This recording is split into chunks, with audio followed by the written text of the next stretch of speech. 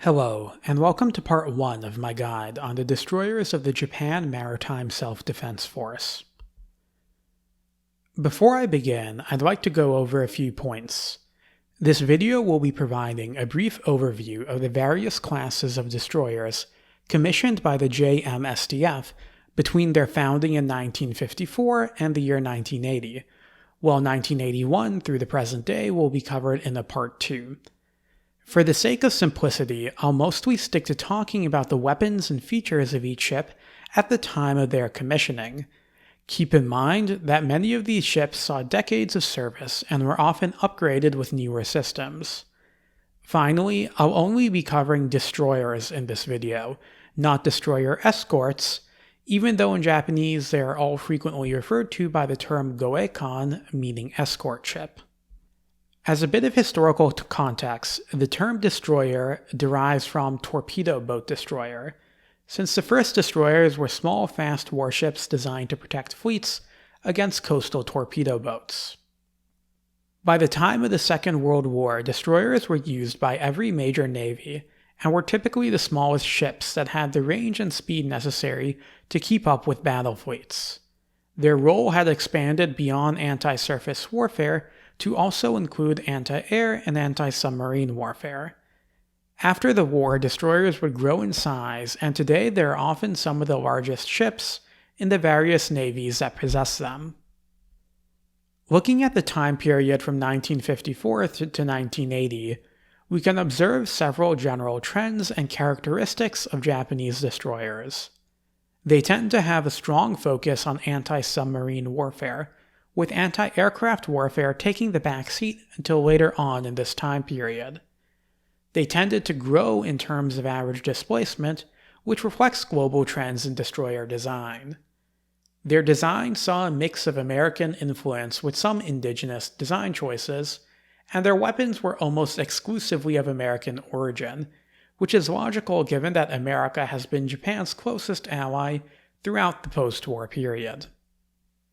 When the Japan Maritime Self-Defense Force was established in July 1954 as a part of a wider plan to bolster the nation's defensive capabilities, they had a bit of a problem.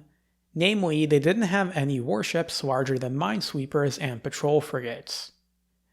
All of the old Imperial Japanese Navy's destroyers had been sunk, scrapped, or given to foreign nations as reparations after the war. Thankfully, the US had agreed to transfer over a series of assets to the new self-defense forces, including 2 Gleaves-class destroyers, USS Elcyon and USS Maycomb, which were renamed Asakaze and Harukaze by their new operators. The Gleaves-class destroyers had been in production since the start of World War II, and thus reflected the general characteristics of American World War II destroyers. Namely, they were well-rounded, balanced ships. They were fast. Their top speed of 37 knots has not been exceeded by any subsequent class of Japanese destroyers, and were armed with 4 of the excellent Mark 12 5-inch dual-purpose guns, as well as an array of 40mm and 20mm anti-aircraft guns, 5 torpedo tubes, and depth charge racks and throwers. The depth charges, as well as the ship's AN/SQS-10 sonar, were of particular importance as the main task of the newly formed JMSDF was ASW, anti-submarine warfare. The American blockade of Japan during the war showed how vulnerable the country was to enemy submarines, and in any confrontation with the Soviet Union, the presumed enemy at the time, the plan was that the US would provide the main offensive force at sea, while the Japanese would assist in protecting fleets and convoys from submarines. Keeping open the sea lines of communication was of the utmost importance. In 1956, the 2 ships of the Asakaze class would be joined by the 2 units of the Harukaze class, Harukaze and Yukikaze. Unlike the Asakaze class, the Harukaze class destroyers were designed and manufactured in Japan, the first warships of their size to be built domestically since World War II. That being said, their guns, 3 5-inch guns and 2 Bofors 40mm quad mounts, as well as their radar and sonar systems, were all of American origin and would have fit right at home on an American World War II destroyer. For most of the coming decade, Japanese destroyers would typically be equipped with weapons that the Americans had been using for several years. For anti-submarine work, they were equipped with the QHB and QDA sonar, depth charge throwers and racks, and 2 Hedgehog mortars. The overall design of the Harukazes was quite clearly influenced by the American ships, particularly those of the Forrest Sherman class, though the shape of their hull was also informed by research on the Imperial Navy's special type destroyers. More hulls in the water were needed in order for the JMSDF to become a credible anti-submarine force, and the Ayanami class destroyers would prove very useful in that regard. 7 destroyers of this type would be commissioned between 1958 and 1960, making it the most prolific class of post-war Japanese destroyers up to that point. These destroyers were Ayanami, Isanami, Uranami, Shikinami, Takanami, Onami, and Makinami. The Ayanami class was an indigenous design that featured several changes from the preceding Harukazes. The standard 5-inch guns were gone, with 3 Mark 33 3-inch twin turrets becoming the main armament. These were better against aircraft, though not quite as good against surface targets. The Ayanami class's anti-submarine warfare capability was also a step up from the Harukazes, thanks to the addition of the Mark 32 torpedo, an early acoustic homing torpedo developed by the United States. These torpedoes were launched by throwers instead of tubes, and unlike most previous torpedoes used by destroyers, they were designed for use against submarines, not surface targets. From this point forwards, the torpedoes used by destroyers would mostly be of the anti-submarine variety. One interesting design aspect of the Ayanami-class destroyers is the so-called Holland Slope. This slope, named after an uphill street in Nagasaki, refers to the sloping section connecting the lower quarterdeck to the long raised forecastle of the ship. The next 2 indigenous Japanese destroyer classes would also have this design quirk, leading to them collectively being referred to as the Holland Slope type escort ships. The overall profile of the Ayanami-class ships is quite striking in its resemblance to the wartime destroyers of the Imperial Japanese Navy. The bridge in particular has a similar design to destroyers such as those of the Kagero class. This represented a shift from the Harukaze class, which was very closely based on US designs. The follow-up to the Ayanami class would come in 1959 in the form of the Murasame class, consisting of the destroyers Murasame, Udachi, and Harusame. The Murasame class was a development of the Ayanami, with a higher emphasis put on anti-aircraft warfare. They were equipped with 2 Mark 33 3-inch twin turrets, as well as 3 Mark 16 5-inch guns. The Mark 16s were essentially a lengthened version of the Mark 12 5-inch guns, and were originally used on the Midway-class carriers before being given by the United States Navy to Japan.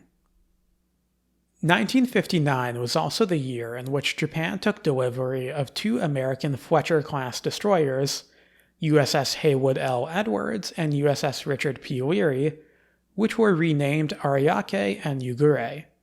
These ships retained their standard World War II-era armament and were used primarily for training and to bolster the size of the JMSDF. The final of the 3 Holland Slope destroyer classes would come in 1960 with the Akizuki class, consisting of Akizuki and Terazuki. This class was an enlarged version of the Murasame class, with increased command facilities that allowed for these ships to act as fleet flagships. While the Akizuki class's armament was mostly similar to those of the preceding Murasame class, one notable difference was the inclusion of the ambitiously named RUR-4 Weapon Alpha. The RUR-4 was an anti-submarine weapon that launched rocket-propelled depth charges up to a distance of 730 meters. The main trend in anti-submarine warfare since World War II had been increasing the distance at which a ship could engage submarines. Ships went from merely rolling depth charges off of their decks to having depth charge throwers and then hedgehog mortars, and the RUR-4 was the next step in this process. Japan had desired to incorporate a weapon alpha on the Ayanami and Murasame class ships, but had to wait until the Akizukis. Unfortunately, it did not prove to be a particularly successful design, and it was eventually replaced by other devices. The one-off destroyer Amatsukaze represents arguably one of the most significant moments in Japanese naval history, as she single-handedly brought the JMSDF into the missile age upon her commissioning in 1965. While the Japanese had by then built up a numerically impressive fleet, in terms of technology their ships lagged behind the Soviets and the Americans. The American weapons used on Japanese ships were generally not the latest designs. The JMSDF in particular had a significant weakness in the realm of anti-aircraft warfare, as World War II-era guns were not very effective against the latest jet aircraft. Amatsukaze partially rectified that weakness with her RIM-24 Tartar surface-to-air missiles. These missiles were launched from a Mark 13 guided missile launcher, the distinctive single-arm missile launcher mounted near her stern. Tartar was a medium-range surface-to-air missile developed by the United States and first introduced into service in 1962. SPS-29 and 39 radar searched the air for contacts, while the AN-SPG-51 fire control radar and Mark 74 fire control system guided the Tartar missile onto its target. These advanced systems earned Amatsukaze the DDG, or Guided Missile Destroyer designation. A few years into her service, Amatsukaze was also fitted with another innovative American weapon, the RUR-5 ASROC. RUR-5 consists of an 8-cell anti-submarine missile launcher, with each missile containing an acoustic homing torpedo as its warhead. While RUR-4 Weapon Alpha had been a failure, ASROC proved to be a success, giving ships a true ability to engage submarines at standoff distances. Unfortunately, the cost of these systems meant that the self-defense forces were only able to secure funding for a single ship, and the certain planned features, such as the Mark 42 naval gun, had to be left out. Still, Amatsukaze was a significant step forward for Japan. Whereas Amatsukaze was an expensive, top-of-the-line ship, the destroyers of the Yamagumo class were designed to be affordable, yet still more advanced than the ships of the 50s. Like Amatsukaze, the Yamagumo class moved away from the Holland slope and towards a flush deck design. In terms of size and speed, they sat just above the smaller destroyer escorts, and they featured economical diesel engines instead of steam turbines. Their anti-submarine weaponry was a step above earlier JMSDF ships, as they were equipped with the RUR-5 ASROC system, the new Mark 32 triple anti-submarine torpedo launchers, which would become a standard on Japanese destroyers going forward, and a Bofors 375mm anti-submarine rocket launcher. The Yamagumo class was built in 2 batches of 3 ships, with the first batch consisting of Yamagumo, Minegumo, and Asakaze being built in the 60s, and the second batch consisting of Aokumo, Akizuki, and Minegumo being built in the 70s. Alongside the Yamagumo class destroyers, the JMSDF also ordered a series of 4 larger, more powerful ships that would become the Takatsuki class. These destroyers, known as Takatsuki, Kikuzuki, Mochizuki, and Nagatsuki, were commissioned between 1967 and 1970 and were the most powerful ships in the JMSDF apart from Amatsukaze. The technological gap between American and Japanese destroyers was largely closed with this class, thanks to weapons such as the newer Mark 42 5-inch gun, RUR-5 ASROC, the Bofors anti-submarine rocket launcher, and Mark 32 torpedo tubes. In terms of equipment, the Takatsuki class was almost identical to the similarly sized Knox-class frigates of the US Navy. Alongside more traditional weapons, each Takatsuki-class destroyer was equipped with 2 of the innovative QH-50 UAVs. DASH stands for Drone Anti-Submarine Helicopter, which describes their purpose quite well. These drones were remotely controlled from the ship and could each carry 2 homing torpedoes. The US Navy eventually canceled the DASH program in 1969, citing high cost and unreliability. The Japanese had a higher opinion of the system and operated the DASH UAVs until 1979. In any case, it was certainly a weapon system that was ahead of its time. The QH-50 DASH also made its way onto the Minegumo class destroyers. These 3 ships, Minegumo, Natsugumo, and Murasame, were mostly the same as the Yamagumo class destroyers, but with the RUR-5 ASROC system removed to make way for 2 QH-50 DASH drones. Due to the US canceling the DASH program in 1969, the JMSDF went back to ordering a second batch of Yamagumo-class ships in the early 70s, and the Minegumos were eventually fitted with the ASROC as well. Manned or unmanned, it was clear by the late 1960s that helicopters were the future of anti-submarine warfare. Helicopters equipped with dipping sonar, sonobuoys, and torpedoes give surface vessels the ability to cover a large search area and engage submarines from a significant distance with less risk to the ship itself. As such, the JMSDF settled on the so-called 8-6 policy. The fleet would be reorganized into a series of 4 escort flotillas, each with 8 destroyers and 6 helicopters. In order to provide these flotillas with helicopters, the JMSDF commissioned the 2 Haruna-class destroyers, Haruna and Hiei, in 1973 and 1974. The Haruna-class destroyers are sometimes called helicopter destroyers, and received the new designation DDH. Their large flight deck and hangar facilities gave them the ability to operate 3 helicopters, which at the time of their entry into service meant Sikorsky HSS-2 Sea Kings. The Harunas were also armed with 2 5-inch guns, 2 triple torpedo launchers, and an ASROC launcher, a similar loadout to the Takatsuki class. Personally, I find that the long forecastle and stern gives the Haruna class an elegant appearance. They were also the largest ships to be commissioned by the JMSDF at the time, which is reflected in their naming scheme.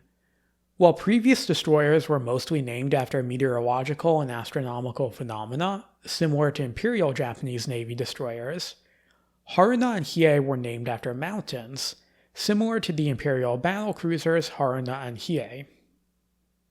Since 1965, Amatsukaze was the only properly modern air defense ship possessed by the Self-Defense Forces. That would change in 1976 with the commissioning of Tachikaze, the first of her class of guided missile destroyers, that would go on to include Tachikaze, Asakaze, and Sawakaze. These ships, alongside the Amatsukaze, would be distributed amongst the 4 escort flotillas.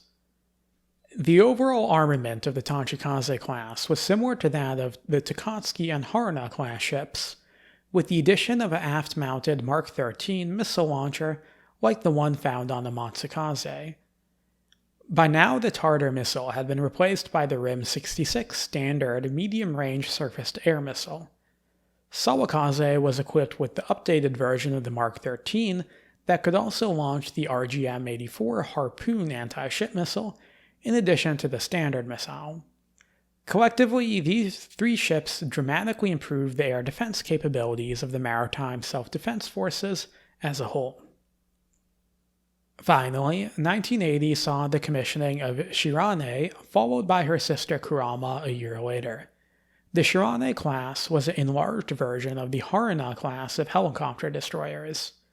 The main armament of the Harunas was carried over, but Shirane and Kurama would also be equipped with the Mark 25 8-cell launcher for the RIM-7 Sea Sparrow surface-to-air missile, as well as 2 20mm Phalanx close-in weapon systems. These systems greatly enhanced the ability of the ships to defend against anti-ship missiles, and both the Sea Sparrow missile and the Phalanx Seawiz would go on to be a staple of Japanese ships. Like the Harunas, the Shirane-class destroyers could each operate up to 3 helicopters. And that's where I'll leave off for now. The remaining post-war Japanese destroyers will be covered in Part 2. I hope you look forward to it.